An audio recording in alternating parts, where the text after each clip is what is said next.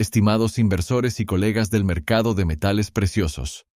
Yo estoy aquí hoy no para venderles una narrativa esperanzadora, ni para calmar sus nervios, sino para exponer una realidad matemática y estructural que tiene el potencial de devastar las carteras de inversión que no estén preparadas para lo que se avecina en las próximas semanas. Lo que estamos presenciando no es una corrección de mercado estándar ni una fluctuación cíclica.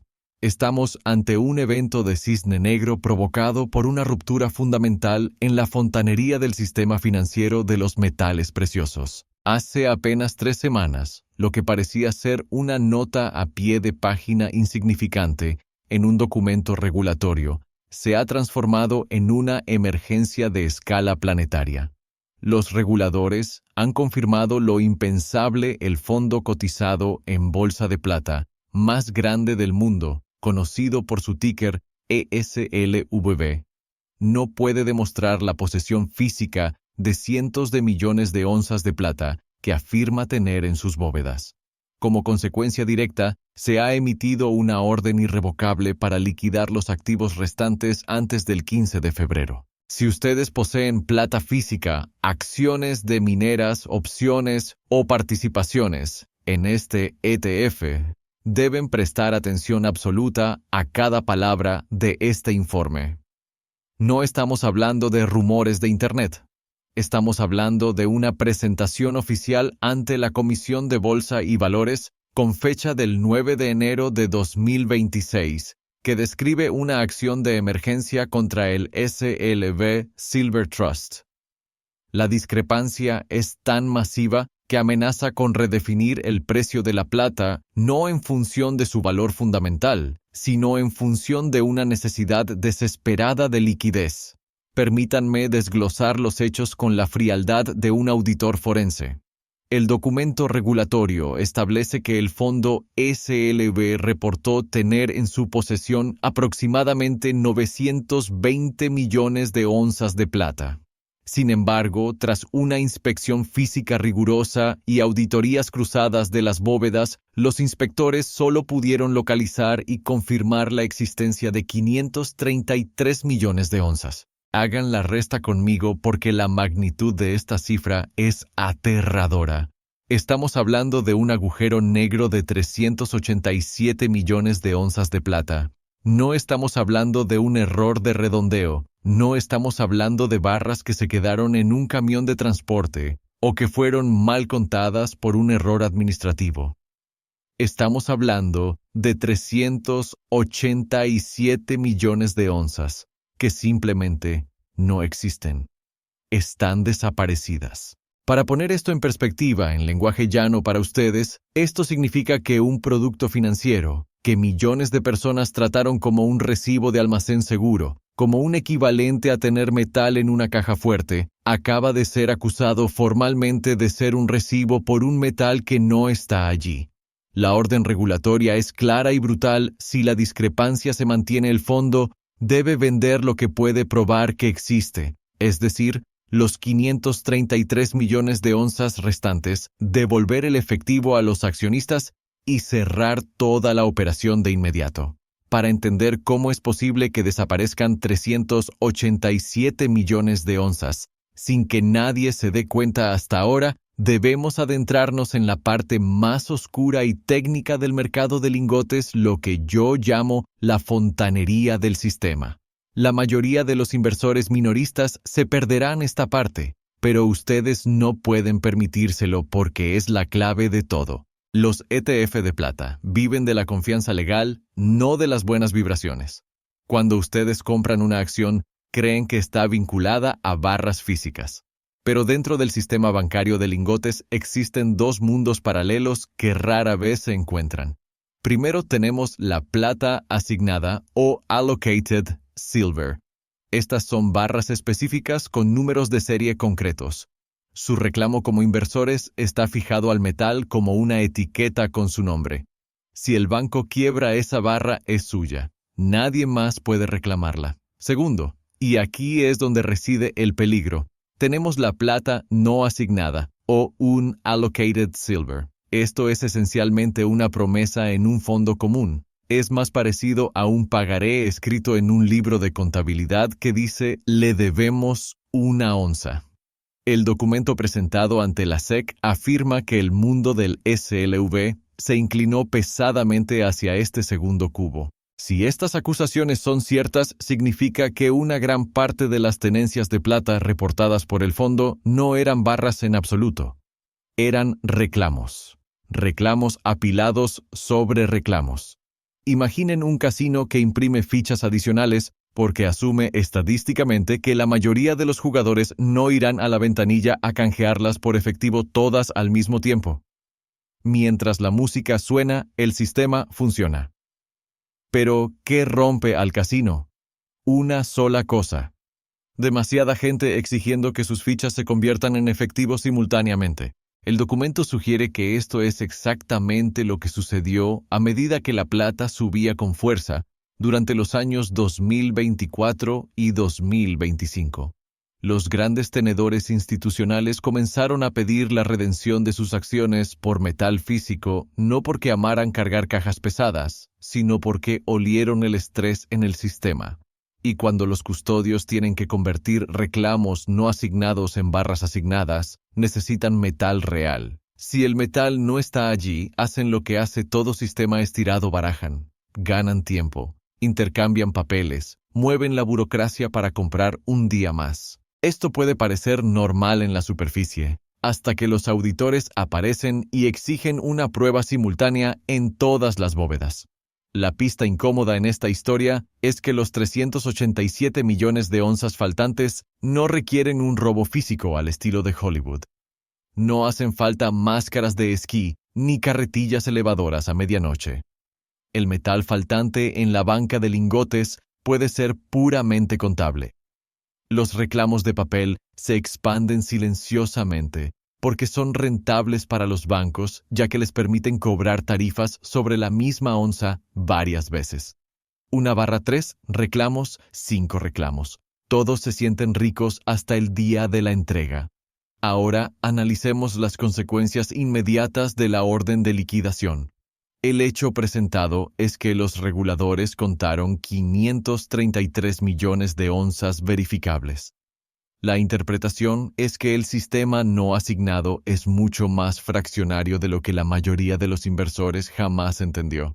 Pero el arma real aquí es el cronograma. El cronograma alegado en la presentación regulatoria es devastador. Si la SEC detiene la creación de nuevas acciones y fuerza la liquidación, el SLV pasa de ser un seguidor pasivo del precio a convertirse en un vendedor forzoso. Se convierte en un vendedor con un calendario, no con una estrategia. Necesitamos sentarnos con las matemáticas porque las matemáticas son las que aplastan las narrativas emocionales.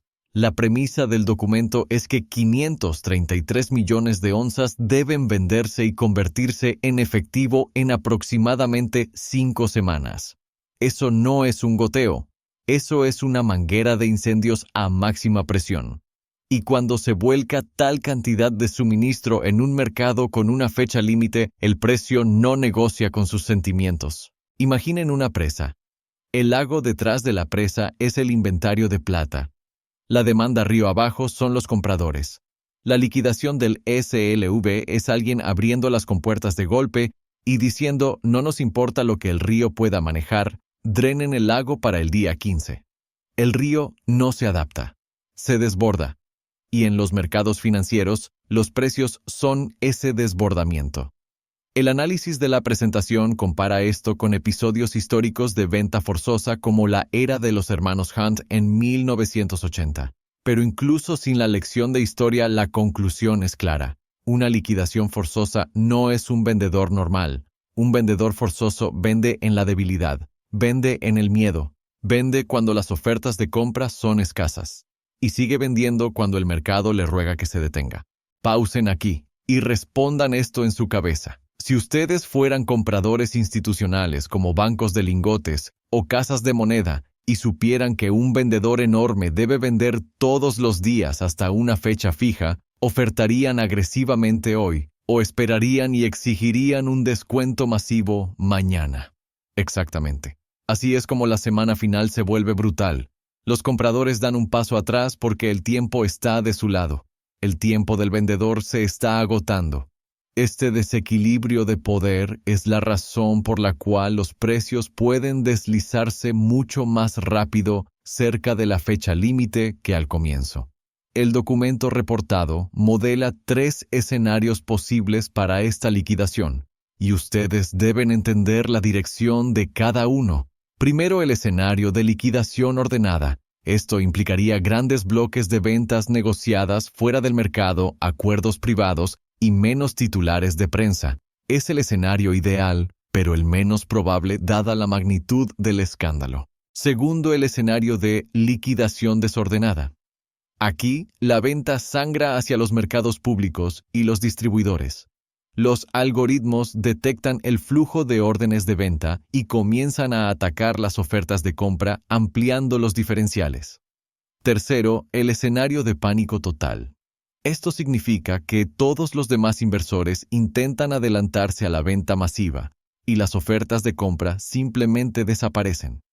Si somos honestos, los mercados generalmente comienzan como ordenados y luego se vuelven desordenados en el momento en que los titulares se difunden. El pánico no requiere que todos entren en pánico. Solo requiere que suficiente gente corra hacia la salida para romper la liquidez. Hablemos de la pieza que más duele a los inversores desprevenidos, los accionistas del SLV. En una liquidación forzosa, ustedes no eligen el momento. No pueden decidir mantener su posición a través de la tormenta. Su posición se convierte en efectivo a cualquier precio que exista durante la ventana de liquidación, más potencialmente un descuento si el vehículo cotiza por debajo de su valor neto de activos. Ese descuento importa. Cuando la confianza se rompe, las acciones de papel pueden negociarse como un fondo cerrado muy por debajo del valor del metal que supuestamente representan. ¿Por qué? Porque nadie quiere ser el último en la fila cuando el fondo está cerrando. Y si ustedes están pensando, pero yo no poseo SLV, yo poseo plata física, así que estoy a salvo. Permítanme matar un mito reconfortante ahora mismo. Mucha gente cree que las primas físicas, es decir, el sobreprecio que pagan por monedas y barras, los protegerán en un colapso. A veces lo hacen. En una escasez, las primas suben. Pero esta no es una historia de escasez. Esta es una historia de exceso de oferta, porque las barras reales serían empujadas al mercado agresivamente. Si el suministro mayorista inunda a los distribuidores, las primas no se mantienen elevadas. Los distribuidores de metales preciosos no les pagan precios heroicos por amabilidad. Reaccionan a su costo de reposición. Si su costo de reposición cae porque el mercado está inundado de barras de 1000 onzas provenientes de la liquidación del ETF, su precio de reventa cae. La prima y todo. Por lo tanto, es completamente posible que el precio spot caiga y que las primas se compriman al mismo tiempo. Ese es el doble golpe que nadie quiere modelar. El precio cae y el extra que ustedes pagaron se desvanece. Hagámoslo visceral. Si ustedes pagaron una gran prima en la cima, no compraron un seguro. Compraron una segunda capa de exposición. Exposición a la compresión de primas. Y la compresión de primas puede moverse rápido una vez que los distribuidores tienen acceso a barras a granel baratas. Observen el siguiente eslabón en la cadena: las acciones mineras. Las mineras de plata son apalancamiento sobre la plata. Eso es genial cuando el precio sube y los costos se mantienen estables. Es letal cuando el precio cae hacia los costos de producción. Cuando los márgenes colapsan, las valoraciones no se ajustan un poco. Pueden implosionar. Si el costo total sostenido o AISC de una minera está, digamos, en los bajos a medios 20 y la plata cae a los altos 20, el margen pasa de ser una fiesta a apenas respirar. Y el mercado no valora a las mineras solo por el precio del metal de hoy. Las valora basándose en la confianza de que los flujos de efectivo continuarán. Cuando la confianza se rompe, el mercado no espera el informe trimestral. Revaloriza inmediatamente y revaloriza brutalmente. Así que la pregunta no es si las mineras caerán. La pregunta es cuántas se verán forzadas a la dilución de acciones, cierres de minas o financiamiento de emergencia. Porque en una caída real los fuertes sobreviven emitiendo acciones y los débiles sobreviven vendiendo activos. De cualquier manera, los accionistas existentes son exprimidos. El error que comete la mayoría de la gente es mirar el precio spot y olvidarse del financiamiento. Una minera puede ser rentable en papel y aún así ser aplastada si los prestamistas se retiran. En un escándalo que abarca todo el sector, los prestamistas no separan lo bueno de lo malo rápidamente. Ajustan las condiciones en todos los ámbitos. Eso es contagio. La presentación afirma que esto no es solo un problema del SLV. Apunta hacia el sistema de lingotes no asignados en sí mismo. Custodios con más reclamos que metal, una estructura de reserva fraccionaria, que funciona hasta que demasiada gente exige la asignación. Si eso es cierto, entonces, SLV no es la enfermedad, es la fiebre que nos muestra la enfermedad. Y aquí es donde necesitamos mantener la cabeza fría, porque la comunidad de La Plata se dividirá en dos campos emocionales. El campo 1 gritará que esto prueba que la plata de papel es falsa y que el precio físico se irá a la luna. El campo 2 gritará que la plata está acabada y que todo es una estafa. Ambos campos pierden el matiz. Un escándalo de papel puede ser alcista a largo plazo para los activos sin riesgo de contraparte, sí. Pero una liquidación forzosa de metal real todavía puede ser bajista en el corto plazo, porque agrega suministro ahora bajo presión en un mercado que no puede absorberlo instantáneamente. En la ventana corta, la dirección es dictada por el flujo, no por la filosofía.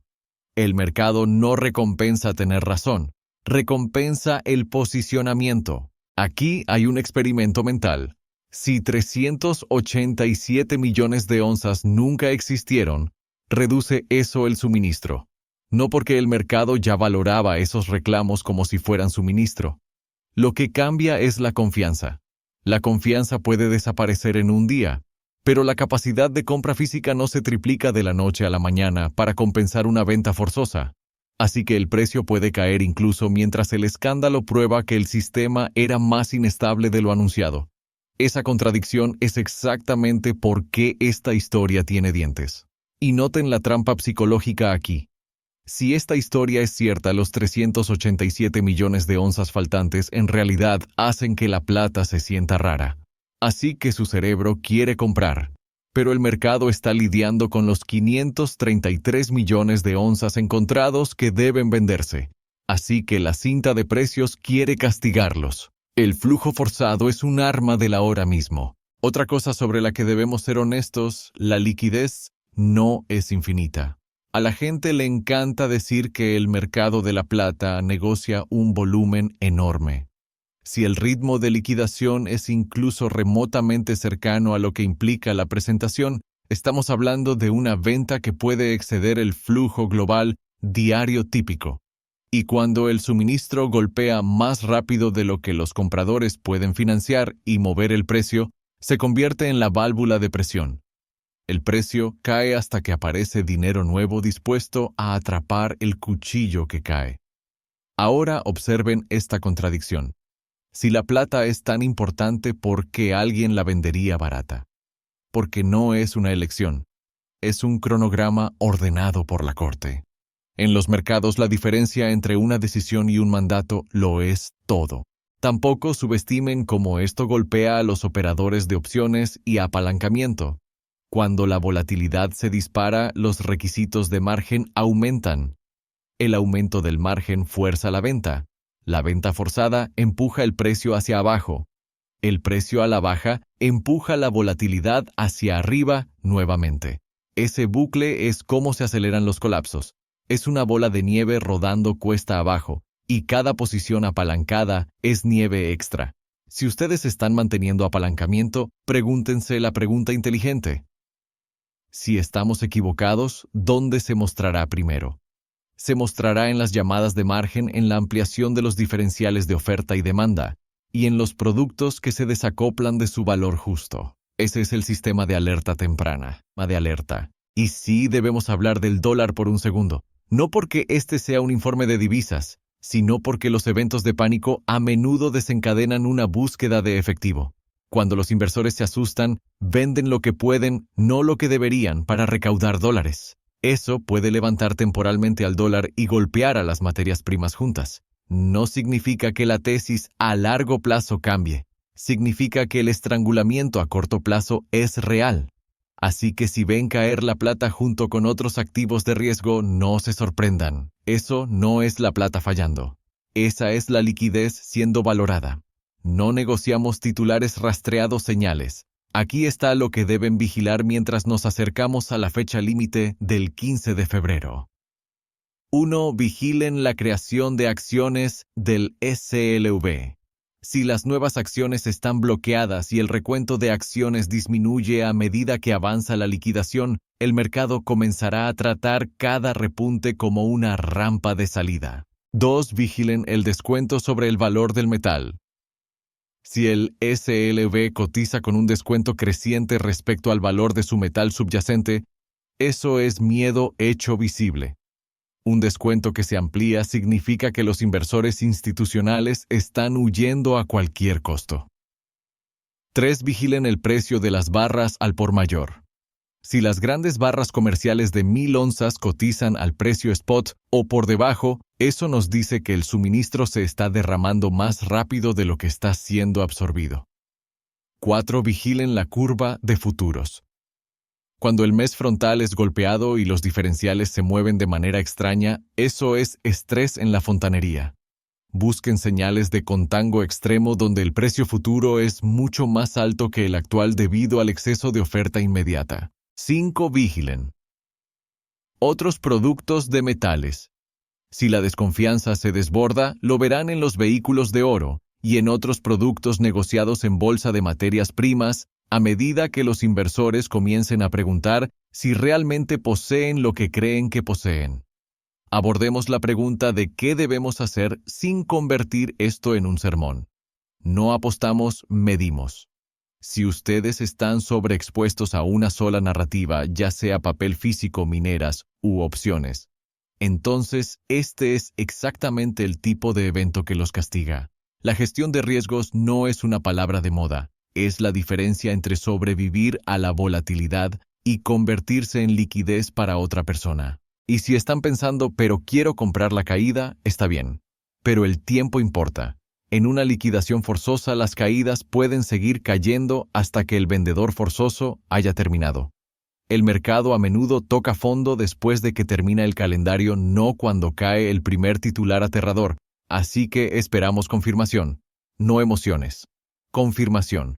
Un detalle en la supuesta presentación que debería helar a todos es la afirmación de que las advertencias internas existían meses antes y no fueron reveladas. Si eso es incluso parcialmente cierto, entonces el riesgo no es solo el metal faltante. El riesgo es la asimetría de información.